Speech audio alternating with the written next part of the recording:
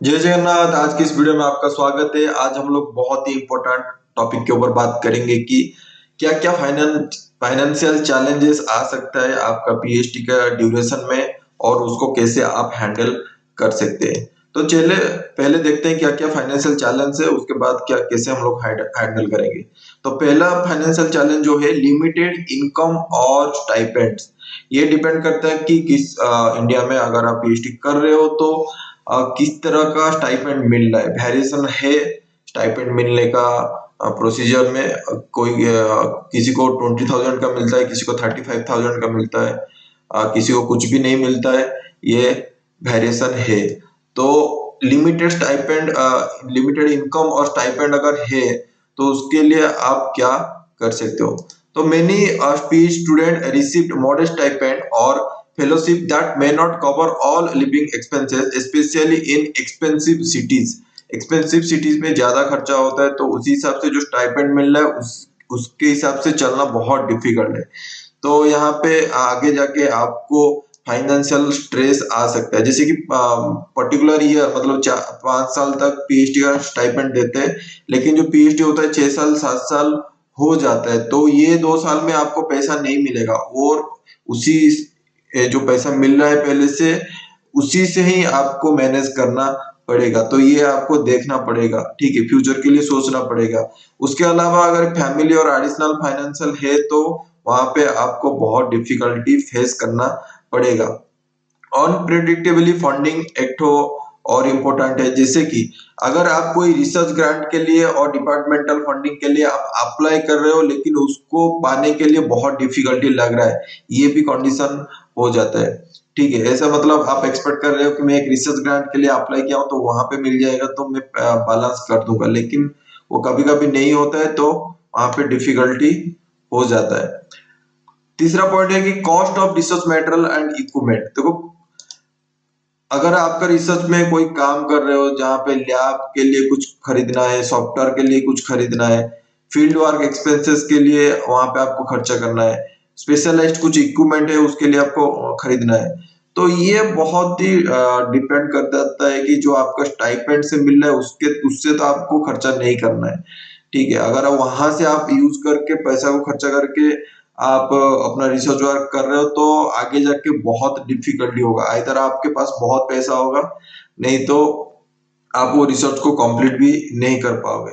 तो ये ध्यान में रखना है कि जो जिस टाइप का आप रिसर्च वर्क कर रहे हो वहां पे जो कॉस्ट ऑफ रिसर्च है उसमें कितना आप खर्चा कर रहे हो, क्या वहाँ जो स्टाइपेंड मिल रहा है उसके बेसिस में उसको एडजस्ट करके आपका काम हो रहा है, रिसर्च वर्क हो रहा है तो ठीक ठाक है। लेकिन अगर नहीं हो रहा है और खुद से पैसा लगा के रिसर्च वर्क कर रहे हो तो वो अच्छा खासा आपको डिफिकल्टी आगे जाके फेस करना पड़ेगा, उसमें आपको कोई हेल्प नहीं कर सकता है। ठीक है, अपॉर्चुनिटी कॉस्ट क्या है। Pursuing a PhD often means forgoing higher paying job opportunity in short time.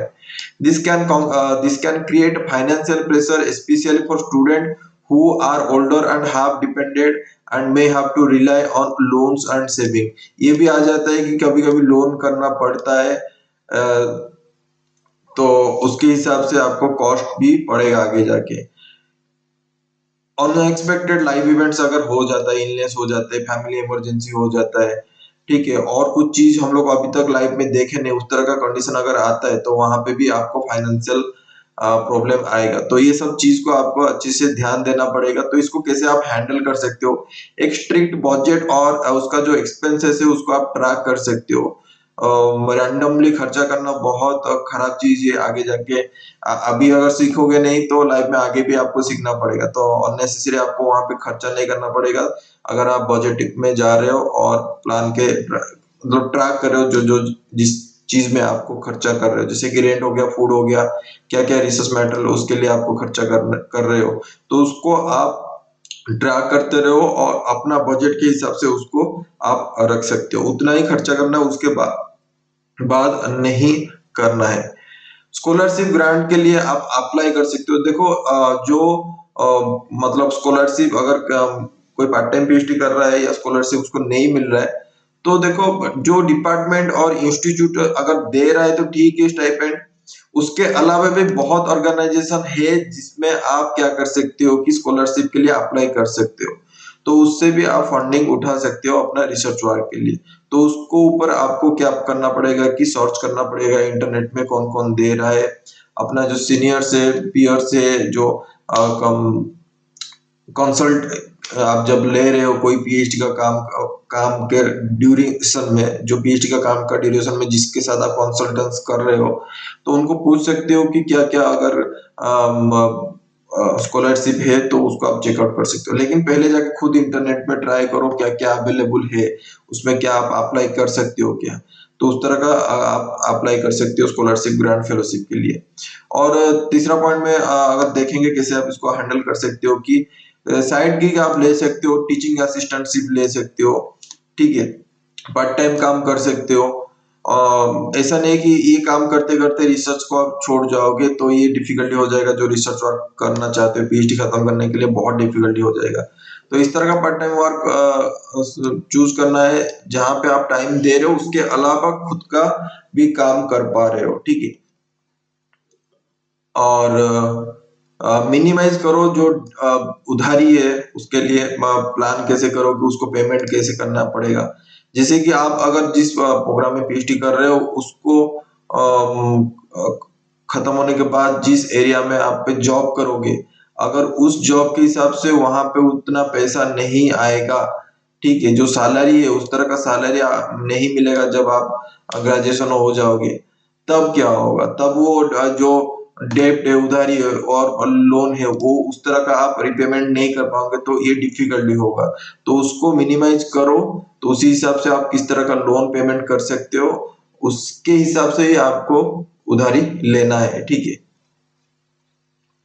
Strong supportive network आप जरूर बिल्ड कीजिए जहाँ पे पीयर्स, मेंटर्स, फाइनेंशियल काउंसलर जो कि आपको हेल्पफुल एडवाइस दे सकते हैं, जो फाइनेंशियल प्रेशर आप पीएचडी के लाइफ में आप फेस कर रहे हो।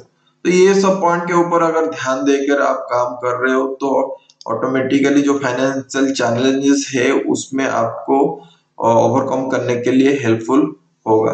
तो अगर वीडियो को अच्छा लगा तो जरूर लाइक करना, दोस्तों के साथ शेयर करना। आज के लिए इतना ही है। जय Jagannath, lords of love from Odisha. See you in the next video, bye.